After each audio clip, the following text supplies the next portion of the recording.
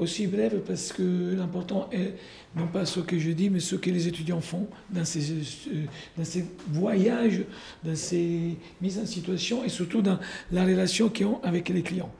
Tout se prépare en amont. Tout se prépare en amont avec un travail qui est partagé en 3 moments fondamentaux. L'organisation de cet événement, et avec le tuteur Saucé et LCA, on travaille longuement en amont pour des moments qui sont concentrés dans une période courte, mais qui demandent beaucoup de logistique et surtout une réflexion fondamentale sur le sujet que nous allons proposer. Deuxième moment est l'identification du client, parce que les study trips que nous organisons avec le GRH sont toujours liés à une problématique concrète et réelle. On a des expériences, maintenant ça doit être la 4e fois que nous faisons cet exercice ensemble, et les 3 fois précédentes, le sujet et la proposition a été acheté, entre guillemets, par le client et mis en place. Donc le résultat est concluant. Les enfants, vous savez, qu'est-ce qu'il vous reste à faire lorsqu'on sera à Shanghai. On a travaillé souvent à Dubaï. Cette année, nous sommes en relation avec la Chambre de commerce et le président de la Chambre de commerce de Dubaï. De mémoire, c'est combien de milliards de chiffre d'affaires? C'est quelque chose d'important. Et alors, puisque l'université de Dubaï a été créée par le Cher, oui. Et alors, c'est en effet entre 1 et 2 milliards de chiffre d'affaires par jour pour le Dubaï Mall, pour le groupe. Voilà. 1 milliard à 2 milliards par jour de dollars. Donc le client, ce n'est pas quelque chose d'anodin. Le client que nous allons voir en Chine, c'est énorme. Donc, tout pour dire qu'effectivement, la réflexion que les étudiants font est une réflexion qui se veut théorique, parce que nécessairement, on a besoin d'un apport qui est structurant à l'exercice, mais ne peut pas se réduire à une recherche. Nous ne travaillons pas sous la thèse de recherche ou sur une mémoire de recherche. Et effectivement, un contenu qui se voit et se doit être applicable, donc opérationnel. Ces moments sont des moments privilégiés, parce que les étudiants voient l'école avec une autre optique, sous un autre prisme.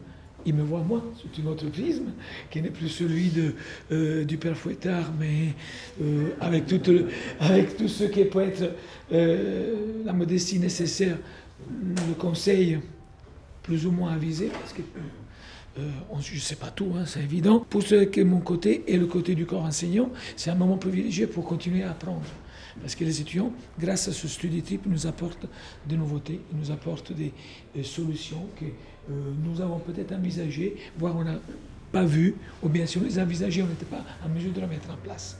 Moi, je suis très content de ce partenariat, parce que, à part le fait que ça se déroule avec une bienveillance et une atmosphère qui est celle que je privilégie, c'est-à-dire la réflexion, la rigueur, le sérieux, mais pas la rigidité.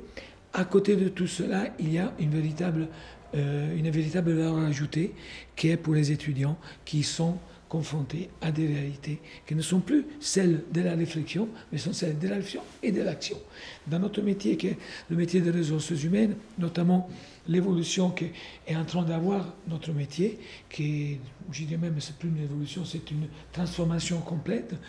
Le sujet de l'intelligence artificielle, qui est le sujet de notre study trip de septembre, est central. Aujourd'hui, les entreprises qui ont perdu de vue cet aspect, bientôt ils vont fermer.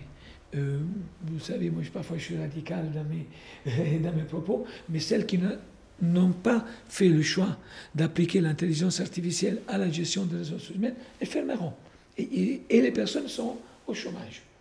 Les autres, par contre, seront en déficit de compétences. Parce que les compétences, il n'y en a pas assez pour pouvoir accompagner cette nouvelle ère de la gestion des ressources humaines. Donc, plus que dire merci à vous, merci à LCA, merci à Marcel Saucé, je ne peux qu'attendre de voir le résultat que nous allons quand même reproduire l'année prochaine, parce que c'est un sujet qui, même s'il est innovant, n'est pas encore n'est pas encore arrivé à sa maturité pour pouvoir après passer. On a encore 2-3 ans pour pouvoir réfléchir. Voilà, si vous avez des questions à poser sur l'organisation, sur comment nous fonctionnons, je pourrais vous répondre. Autrement, merci de m'avoir écouté. Merci.